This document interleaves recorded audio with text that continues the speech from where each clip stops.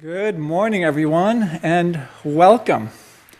We have a special service this morning with a special annual guest, a service timed in honor of Indigenous Peoples Day tomorrow, which for the first time has received a proclamation from the President of the United States. It begins, "Since time immemorial, American Indians, Alaska Natives, and Native Hawaiians have built vibrant and diverse cultures, safeguarding land, language, spirit, knowledge, and tradition across the generations. On Indigenous Peoples Day, our nation celebrates the invaluable contributions and resilience of Indigenous peoples, recognizes their inherent sovereignty, and commits to honoring the federal government's trust and treaty obligations to tribal nations. For generations, federal policies systemically sought to assimilate and displace Native people and eradicate Native cultures. Today, we recognize Indigenous peoples' resilience and strength, as well as the immeasurable positive impact that they have made on every aspect of American society." And the proclamation goes on. I encourage you to find it and read it. It is with that desire, both to celebrate the extraordinary resilience of Indigenous people and to acknowledge and address spiritually and concretely the painful legacy of our nation's treatment of Indigenous people, that we enter this service this morning and receive the great blessing of Shelly Covert's presence, spokesperson for the local Nevada City Rancheria Nisenan tribe, on her birthday, no less. So happy birthday, Shelly. Thank you for being here.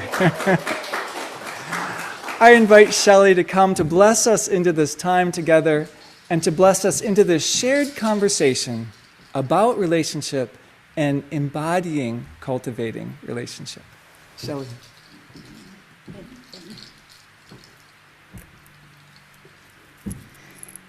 Homakani, everyone.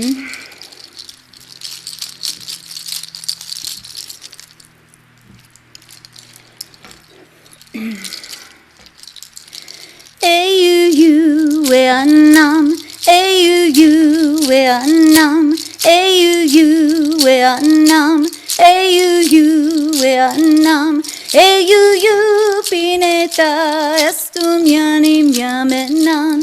Leu-io, leu-io, leu-io, leu-io, Ayuyu Vietnam, Ayuyu Vietnam, Ayuyu Vietnam, Ayuyu Vietnam, Ayuyu Pineta Estumiani Miamenan. Leu-io, leu-io, leu-io, leu-io, Ayuyu Vietnam, Ayuyu Vietnam. Thank you, Kevin. Hey, everybody. Yeah, it's another birthday. 38 again. First, my mother wanted to say hello to everybody. So she appreciates the inclusion in a different way than I do, because I think their generation had it so much harder than I do. And so she wanted to make sure I said hi to everyone. And thank you so much. This topic is so incredibly important. Thank you for reading that proclamation. I didn't even know about that. So thank you, and we'll be talking more pretty soon.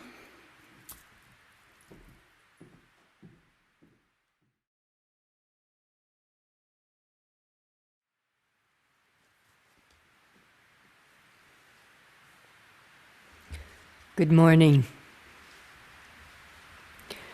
We acknowledge the Nisenan people are still here amongst us today.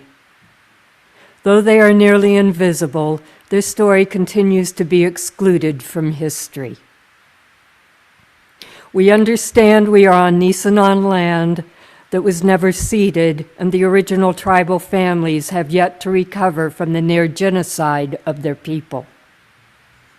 As a resident or visitor in Nisenan land, we support the Nevada City Rancheria Nisenan tribe in efforts to stabilize their people, as well as a campaign to restore their tribal sovereignty through federal recognition.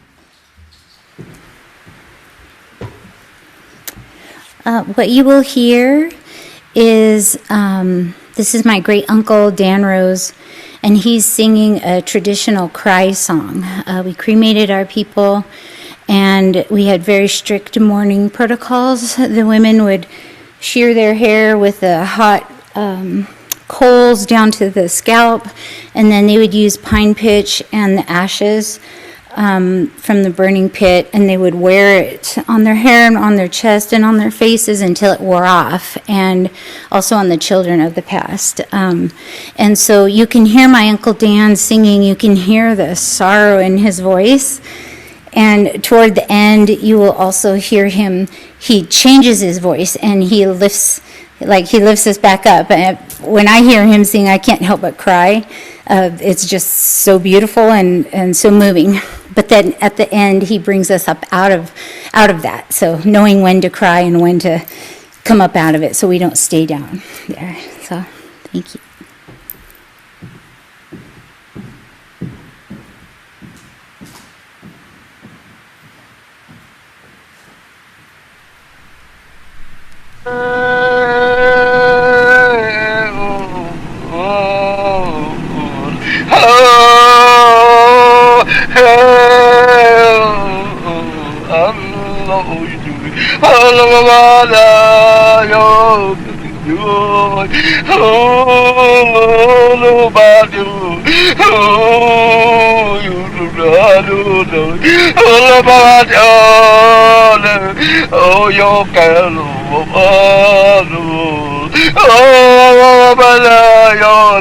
Hello to you, the boy.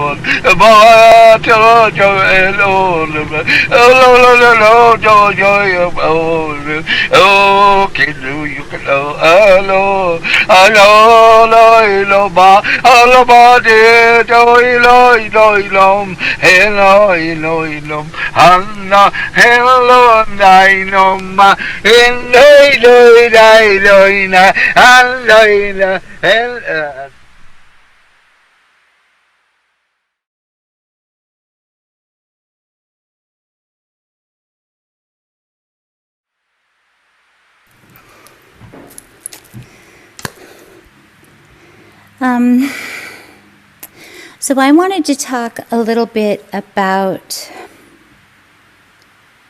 why it's so important for the cultivating of relationship with the tribe, with the community. It's so funny because it was so absent for so long that we were so completely erased here that I'm just joyous sometimes when someone reaches out and can find we have a website and we have social media, and I think my phone number is all over the internet. But we're visible in at least a small way, and that comes at no. There's been no ease to that. Boy, it's a big topic. I thought I knew exactly what I was going to say, but I'm really being moved to say something else, so I will do that. The work has been on the part of the tribe, and there have been, it started with the broken treaty of 1851, or the non-ratified treaty of 1851, and then we move right into the federal recognition by President Woodrow Wilson, and then the tribe was terminated.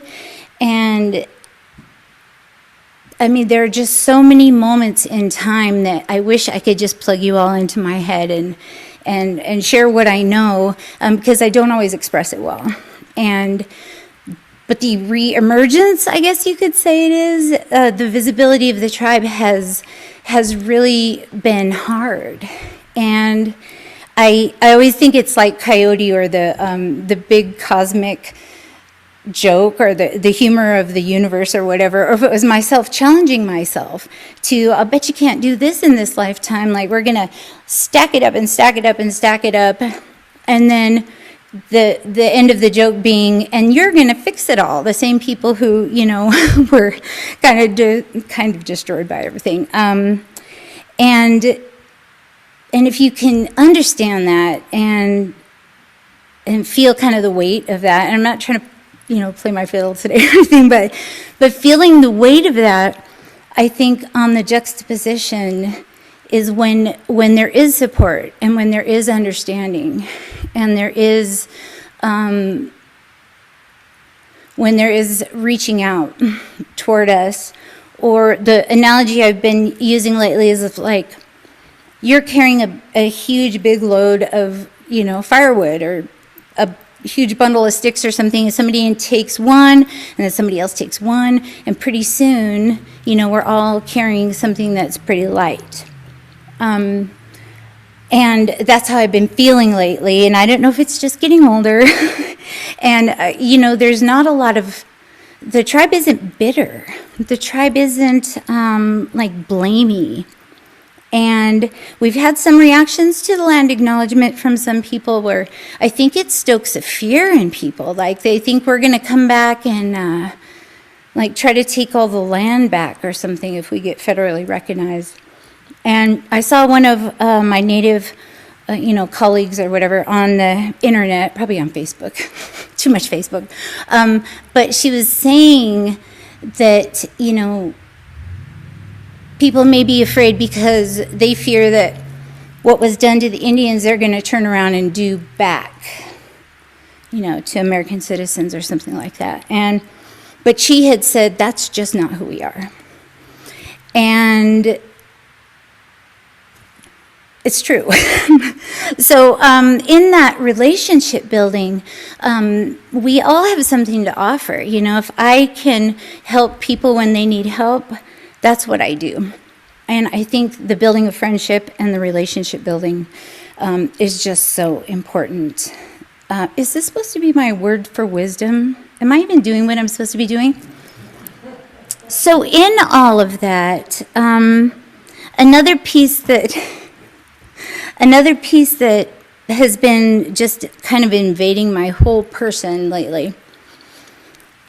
When I say we respect the land and we respect the animals and we steward the earth, I keep feeling like I couldn't identify it. I keep going, it's something I just can't can't grab it, And then I was listening to some of the old creation stories of a lot of tribes throughout Northern California. And what I realized is, the creator, coyote, usually coyote's always there, and then the first person, they were the first three that sort of put everything, into being.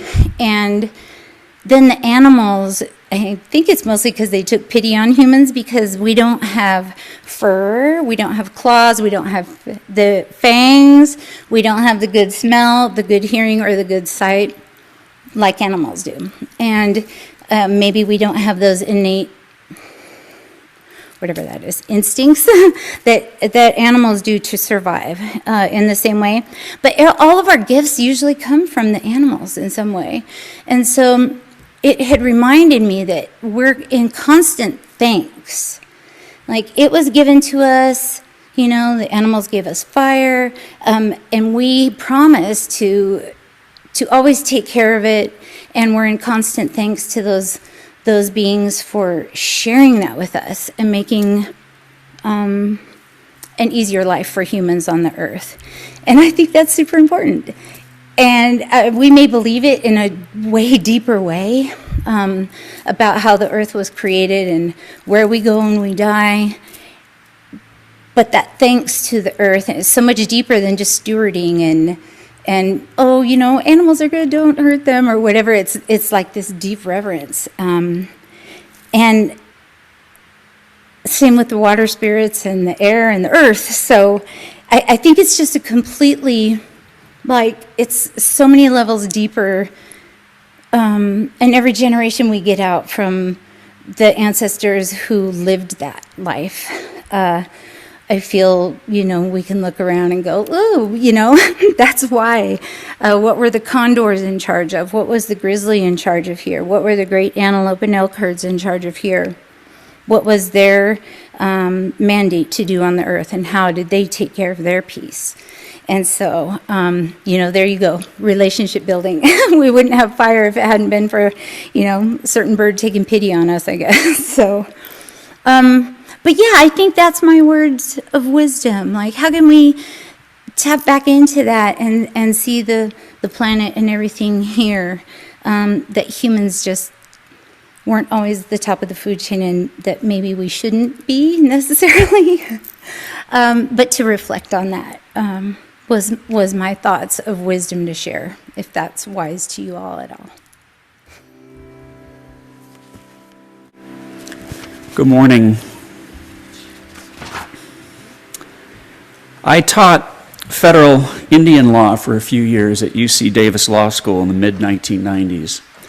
One class gave me a book as a thank you gift at the end of the semester, American Holocaust, Columbus and the Conquest of the New World, by David Stannard, a professor of American Studies at the University of Hawaii. Professor Stannard observed that, quote, some Indians who in the late 1840s had been driven into the mountains by marauding slave catchers were thereby forced to poach on white-owned livestock for their existence. As a result, Professor Stannard writes, California's first governor, Peter Burnett, in his State of the State speech to the legislature in 1851, quote, announced the necessity for a total eradication of the natives. Barnett quotes the governor, the white man to whom time is money and who labors hard all day to create the comforts of life cannot sit up all night to watch his property. After being robbed a few times, he becomes desperate and resolves upon a war of extermination. Professor Stannard continues, between 1852 and 1860, the indigenous population of California plunged from 85,000 to 35,000, a collapse of about 60% within 8 years of the first governor's demands for the Indians' destruction. By 1890, that number was halved again. Now 80% of the natives who had been alive when California became a state had been wiped out by an official policy of genocide. Fewer than 18,000 California Indians were still living, and the number was continuing to drop. As had happened in Virginia 200 years earlier, and has happened across the entire continent during the intervening years, between 95 and 98% of California Indians had been exterminated in little more than a century. What kind of people, Professor Barnett asks, do such horrible things? His answer, Christians. Examining historic European Christian attitudes towards race and war, he finds the ground to have been well prepared by the end of the Middle Ages for the centuries-long genocide campaign the Europeans and their descendants launched against indigenous people in the New World. He connects those same sources to the architects of the Nazi Holocaust and argues that this ideology lives on, surfacing among other places in U.S. justifications for large-scale military intervention in Southeast Asia and the Middle East.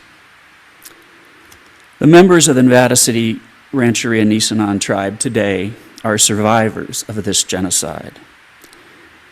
I am so proud to be a member of UUCM as we seek to cultivate respectful and right relations with the tribe. The tribe has received recognition and support from the Nevada City Council, the Nevada County Board of Supervisors, the Nevada Historical Society, UUCM, and many, many other local businesses, organizations, and individuals. The tribe has applied to the California Native American Heritage Commission for listing under state law, and we're optimistic about that petition being granted. The next crucial step for the tribe from a legal point of view is to seek restoration of its federal recognition. As Shelly mentioned, the tribe was federally recognized in 1913 by executive order of President Woodrow Wilson. and was illegally terminated from federal recognition in 1964 under a 1958 congressional statute, California Rancheria Retermination Act. Federal recognition would correct this historical injustice and would open a whole universe of opportunities and meaningful benefits for the tribe and its members. And Shelly and I think, are going to talk about that in a minute.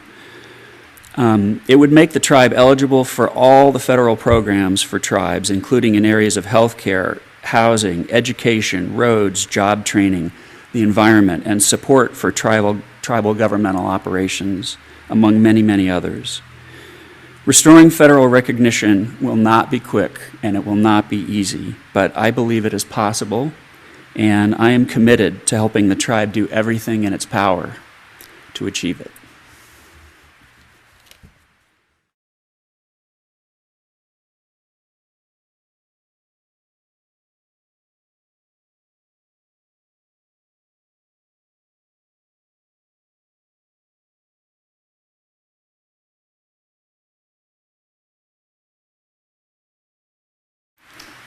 Thank you both very much, Shelly and Frank. So we want to make sure somewhere in here we get the update on where the process is, but also maybe name right away in this month in which we're looking at what it means to cultivate relationship, and in particular what it means to cultivate relationship in this context. For those of us who are part of the whiter community, wanting to be in the right relation, what does that look like? And I know you two have been working together and having a personal version of working together in this process. And I know you've had some conversation about what that's about and what that means and what the challenges are. I invite you to share if you would. Yeah, absolutely. So, I mean, this is why relationship building is so important. And luckily, I enjoy meeting people and getting to know people. And it's so funny because my mom is always yelling at me because I never ask enough questions. Well, what do they do? You know, where do they work? Who do they know? And I'm like, I don't know, because I get stuck in the moment of just, sitting and chatting and having a relationship building moment. But that's how we met Frank. And I know we satellited each other for a while. He was a member of UU, and someone had, when you say you're a Native American tribe and you're looking for federal rec, everybody, I hope I'm not being disrespectful, but people are like, well, I know a lawyer that works with Native tribes, and as many times as that's been said, I guess because there's so much speciality, in what that means, that it had never aligned with us, really. And so when I met Frank, I won't say I wasn't hopeful, because I'm always extremely hopeful, but I just, his experience and his knowledge base is huge. And I had also been working with someone else who I don't even remember how I met, who's works a lot in international humanities and is very interested in California terminated tribes. So I got the two of them together anyway, but all this came because of somebody knew somebody and they sent me an email somehow. And talk about relationship building and where you never know the help is going to come from, because there is no path. I mean, we've been doing this. We were in federal court for almost 8 years. We prepared for that. I think it was like 3 years in preparation for court that we were unsuccessful. And then a couple years after we lost, it was just like, like, what are we going to do now? Do we pursue this? And we had thought at the time that our only way forward was legislation. So I met Frank and Brian, this other man that we're working with, and we've been talking about, like, what are the paths? And the other day, I know I'm talking a lot, but the other day they were actually back into law and legislation talking about the definition of Indian and tribe, and I was just like, oh no, like, where are we? Wait, what? Because that's how ridiculous it is sometimes. Frank, but, and my burning question had been to Frank, and we see each other almost every single Friday, and yet we're always working, so I don't get the chance to just, like, ask him random things. But my question to Frank had been, like, he works with federally recognized tribes, and we're the same, like some of the tribes in Orville. Like, I have cousins down there, and they're federally recognized and they have all this, their sovereignty, right? They have this power, they have this standing, they have a voice. And we're no different, except we seem to have hit a lot of, if you want to call it bad luck, like bad luck. Anyway, Frank and I were talking, and what did you read me, Frank? I mean, why did that blow my mind so hard? I was just like, what? Like, what you don't know, you don't know. Right. Well, we were talking about the difference between being federally recognized and not federally recognized.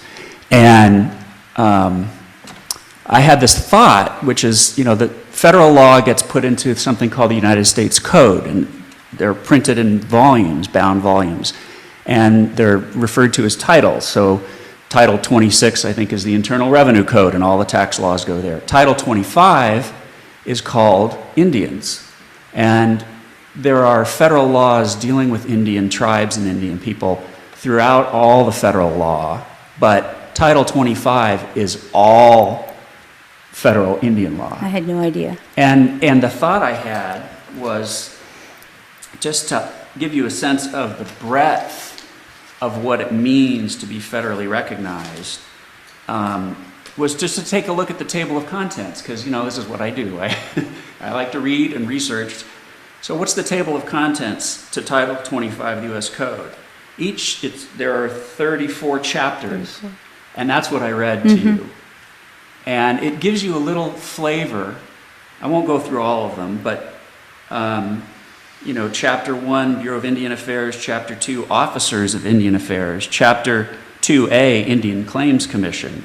Agreements with Indians. Performance by the United States of obligations to Indians. Chapter 6, Protection of Indians. Chapter 7, Government of Indian Country and Reservations. That was Chapter 6. Chapter 7, Education of Indians. Chapter 7A, Promotion of Social and Economic Welfare. Rights of way through Indian lands, allotment of Indian lands, descent and distribution, heirs, allottees, irrigation of allotted lands is a whole chapter, lease, sale, or surrender of allotted or unallotted land. It goes on and on and on. Indian child welfare, Bureau of Indian Affairs programs, development of tribal mineral resources. Each one of these is an entire chapter of federal law. Yeah. It all applies to federally recognized tribes, and none of it applies to unrecognized tribes. So it's the most extreme case of the haves and the have-nots. Yeah. It's a divide in Indian country across the nation, and it's it legally it's everything. But as I said in my reflection, federal recognition will open up the world to the tribe in every possible area, from getting money through HUD to build homes, getting money through the BIA to build roads, really important is grants to operate the tribal government. So then you have funding, then you can create a cultural resources department and hire someone who focuses on that. This is one of the things we were talking about. Shelly does everything with Ember's help. Ember's here today. And it's too much, I think. It's a little bit of a lot. And what I was trying to tell Frank was, like, it's like I'm working on a little nonprofit. Like, you squeeze a rag. Like, what can you do? We need housing, and then we need child welfare and all these things. I think I was lamenting about, like, most nonprofits have a very specific, and ours is, it's good in some ways, but it's so wide. But I guess that's why when you read the different chapters of the Indian law, I was like, that's what, I didn't even know it existed, but I'm like, that's what we're trying to do. That's what we're trying to mimic or replicate in some sad little, we are a tiny nonprofit. And, but the thing that is just, like, I'm looking at my life, like, especially today on my birthday, I'm watching it, like, decade at a time, like, click, click, click by, doing this work. Like I was saying earlier, like I'm not the perfect person if someone were to go choose, like, who can do all this stuff. It would not be me. And I was telling my mom the other day, like, if I'm the one telling somebody, God, you really should move a little bit, like, because I'm not the most out there exercising girl. So if I'm telling them, you better watch how you eat and you should move more, like, man, that's really getting down there, because I'm, who am I to be telling anybody, because I don't do those things. And I feel the same way about this, is like, I feel like I'm like, how is it me?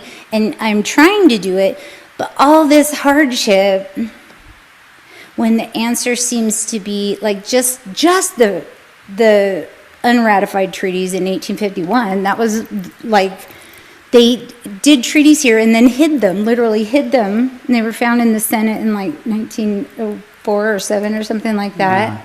Yeah, decades later. That should be enough right there. Like, that's bad. And then the termination, like, everybody else has been restored, why not us? That would be number 2. And then, just to get, and that it's like, I'll fly out to Washington, D.C. and type our name on that list. What's the hard part? Of course, it's politics and it's all this stuff you have to navigate. And With that in mind, for people who care, what would support look like? And I mean that both in a general way and also in a specific way in this case. What can people do? What would support look like that would be genuinely desired and helpful? if you personally know Kamala Harris or Joe Biden, and you want to talk up another executive order, that would be one thing. Who are the influences? Seriously, like when we got our Woodrow Wilson executive order, because the suffragette movement here was so big, and I heard that his wife was like totally into that, and she was out here. So I'm just like, how did that even happen? And there's always a way. Of course, donations to CHIRP is the direct stream into support. And for those who don't know, that's the California Oh, Heritage Indigenous Research Project. I just think everybody knows everything weird thing that's in my head. And it's a 501c3 nonprofit corporation that was formed by and for the tribe and run by the tribe, and its purposes are to promote the tribe's resurgence. Our mission is preserve, protect, and perpetuate Nisenan culture. And we do have a brick and mortar space in Nevada City now, and I'm actually going to be doing some tours tomorrow between 1 and 12 and 6, something like that. If you go to our CHIRP site, you can find the information. But there's a lot happening. I know that people want to sometimes volunteer, and because I feel like sometimes that answer is really hard because I want people to help and we need help, and sometimes it's just I don't think our programs aren't in a way where I can, well, actually that's not true, because we have land and we're going to start doing cleanup days out there pretty soon, where people can literally come out and do something. It just seems like everything is so obscure that I'm not sure how. I'm like, it's really hard with volunteers that if you have a specific skill set, please, or an idea, throw it at me. Like, we are with the big catcher's mitt, and everybody, sometimes the ideas are where it's at, or who somebody knows, or an experience they had, or. Can I, Shelly and Ember and I talked about this on our Friday call 2 days ago. And one of the things, I was asking the same question: how can we, UUCM congregation, be in right relations, supportive? What can we do? And there were a couple things that really jumped out at me from that conversation. Yeah. One was that you guys are planning kind of a public education campaign. Yeah. That you'll be rolling out, I think. Yes. I don't know the details Building of it. curriculum. We're trying to get these things on the ground so that we can hand them to people. Yeah. And it occurred to me that particularly for our task force, Carmen is here.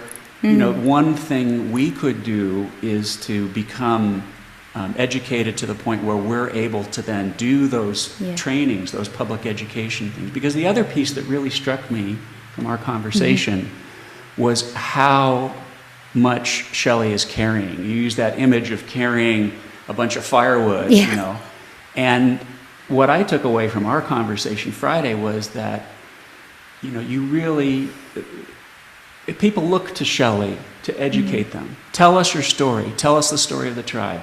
Help us understand. Educate us. But we need to step up and do that for ourselves, because And it's I know it's hard when, like, we're not like, you can't just go get a book and like have it all laid out yet. We will someday, I think. So sometimes it is hard, but our social media, please go on our social media. It is really laid out there. Amber's been great about curating. We have a resource list where you get, it's so much of me yapping, but there's a lot of information there. There really is. And Richard's book, The History of Us. And the other thing is just to, be one of those folks that if somebody says, oh, there was no genocide here in California, educate yourself so you can go, not to fight or anything, but to say, actually, and here's the resources that prove that,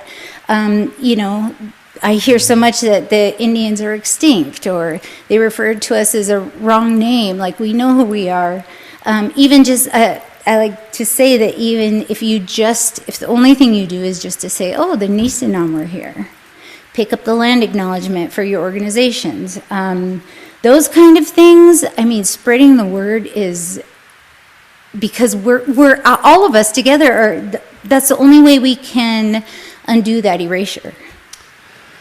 I would like to ask one last question. Thank you for that. So financial support, educating ourselves, looking at ways we might help other people become more aware and educated. So I know so often those of us who are kind of steeped in white Western European cultures and upbringings are well-meaning, and even in that effort can often do things that are harmful or not welcome. Is there anything you would say about, in terms of cultivating relationship, that's mutual, that's respectful, that's right?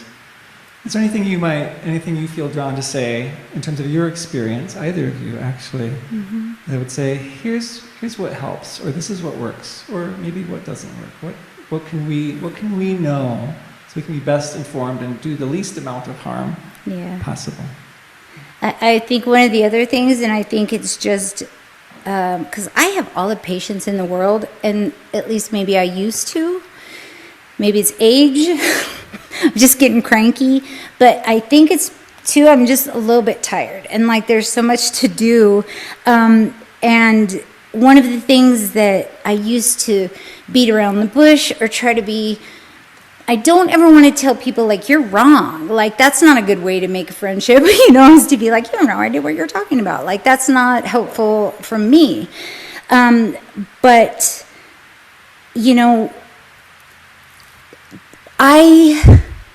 I represent my entire tribe. And I am just now getting to the point where I can make decisions without getting everybody's approval of things, because I think I've been doing it long enough. I know more than most people, at least as far as we are concerned and what is going on. And I really don't like to be argued with about things sometimes that are extremely personal, like telling me what my people did, and I'll say, actually, that's not true, and then I get argued with. Granted, there are moments where I'm not saying I'm always right, but about that, what would be helpful is to not do that. If you're speaking to somebody and they're telling you about their people, it's not even a disrespect thing. It's just and how do you know? Because the books are sometimes wrong. And I think that is one of the main things lately, because I didn't realize how it didn't bother me before. And because I would just sit and, talk, and I have a way of, it's just who I am. I'm well, I don't know about that, or my mom said, hopefully, dropping subtle hints or whatever. And, but at a certain point, because I've seen it happen to other tribal people and been witness to it, and maybe it's not until I can externalize it where I can go, that's not okay. That is, especially an elder, that is not okay. So please don't do that. I mean, all the advice, all the ideas, bring it. I love it. A change in my mind if you think I'm wrong, but don't tell me I'm wrong. And I don't like being talked over about people who read a book and they want to tell me what the people here did. Wow. Thank you. I feel lighter. There you go. Because I'm being frank, because like Frank's right beside me. Is that the new and improved Shelly or Shall something? we- I don't know. Shall we say yay and amen to that? And, yeah. I don't know, hook Frank, you got keep him on my side all the time. So, Way to be clear, right? More to come. Clear. Thank you, Shelly, very Thank much you. for bringing both your presence, but also your heart and genuine presence when you're here. That's such a gift, and, Always. we don't take it for I granted. hope that doesn't Thank go you. away with my getting all crabby and stuff. And Frank, thank you.